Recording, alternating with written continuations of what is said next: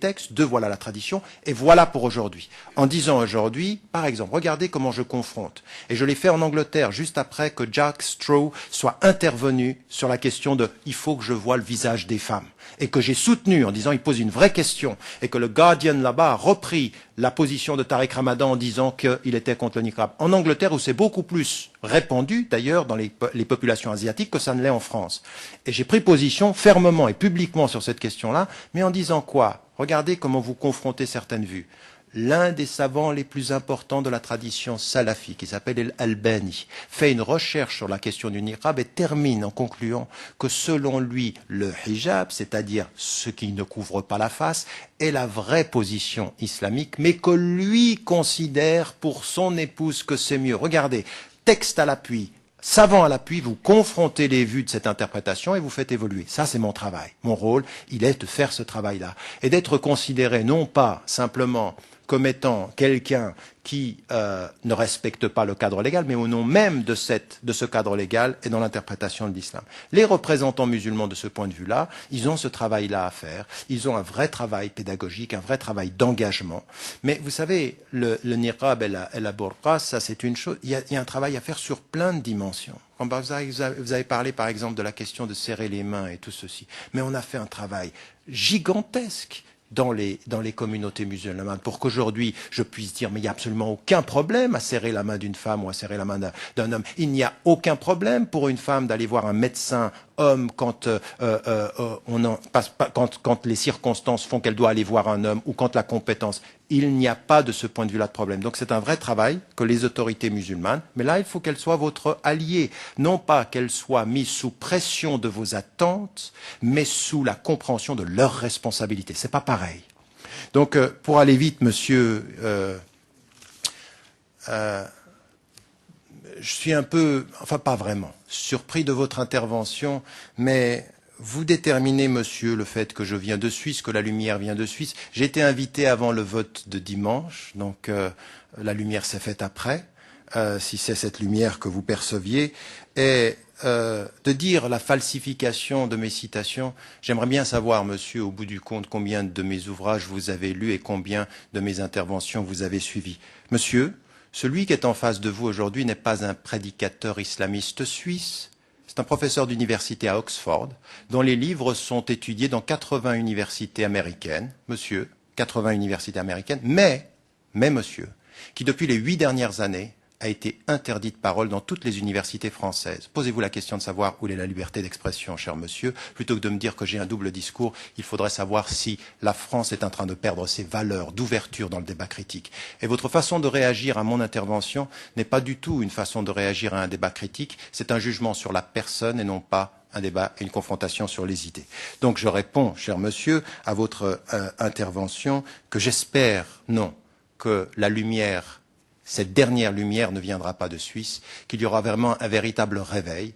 Vous savez ce que j'espère pour la France, monsieur? Parce qu'on m'a posé la question de savoir un jour si j'aimais la France. J'aime la France de sa tradition et de ses valeurs quand elle est en cohérence avec elle-même.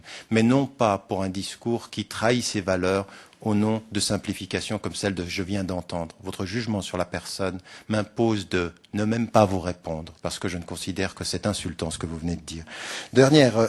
Pour continuer sur mes arguments, cher monsieur, vous avez eu une attitude qui montre où est le problème. Vous avez pris un livre et vous dites, voilà un livre qui est, et vous l'avez vous-même qualifié, de la tradition salafi. Vous avez parfaitement raison. Il y a des livres de la tradition salafi qui sont en France. Mais je vous avais répondu avant même que vous n'apportiez l'argument en vous disant c'est une tradition parmi d'autres. Et cette tradition parmi... Alors attendiez, cette tradition parmi d'autres.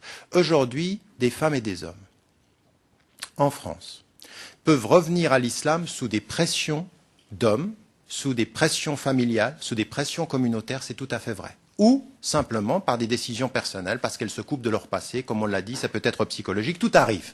C'est plus complexe que cela. Elles y viennent.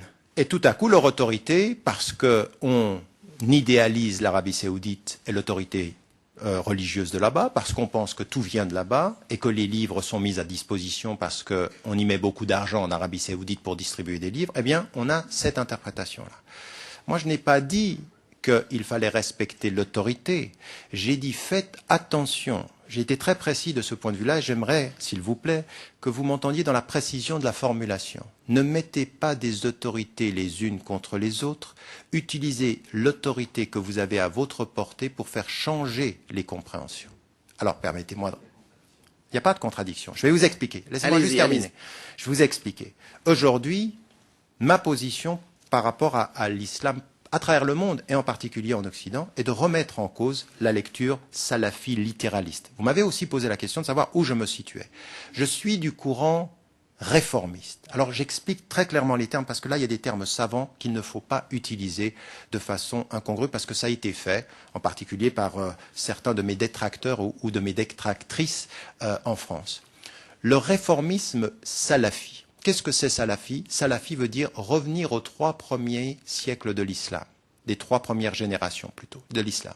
Mais en fait, pour trouver quoi? Et c'est pour ça que c'est important. Est-ce qu'on revient au texte du début ou est-ce qu'on trouve l'esprit de l'origine? Qu'est-ce que je dis quand je dis salafi?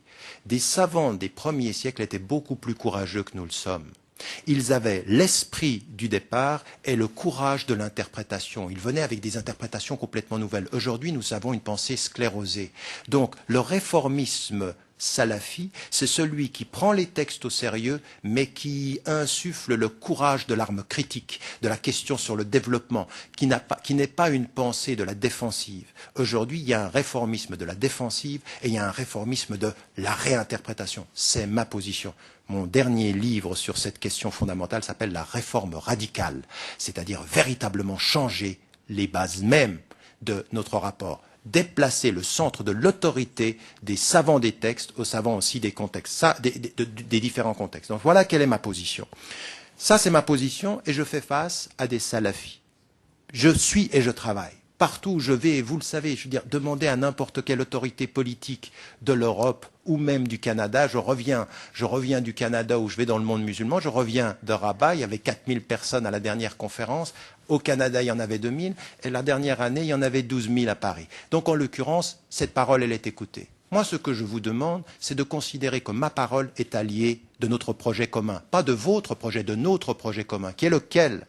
Je ne rigole pas avec le respect de la loi. Je veux qu'on respecte la loi française. Et la loi française, elle est déterminante. Et je l'ai dit et répété, vous respectez la loi du pays à partir du moment où les principes fondamentaux sont respectés. Quels sont les principes fondamentaux? Liberté de conscience, liberté de culte. Et j'ai ajouté, partout en Occident, ces 2 principes fondamentaux sont respectés. Donc nous respectons la loi. Si je peux juste me permettre d'aller, parce qu'il y a quand même des questions sensibles.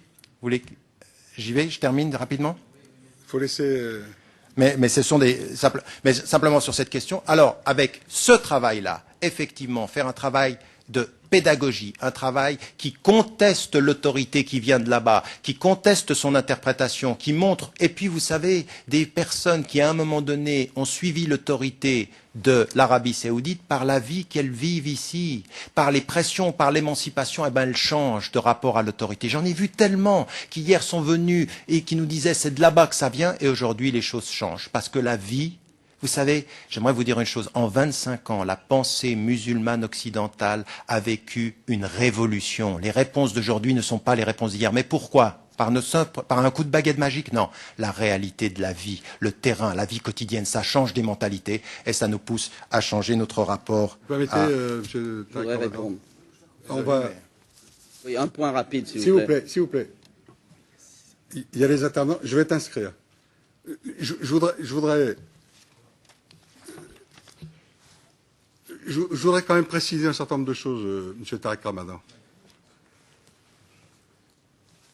Vous dites cette mission me gêne. Donc je vais commencer par ça. L'objectif de la mission, c'est de faire un état des lieux de la question du voile intégral et de sa progression sur la voie publique.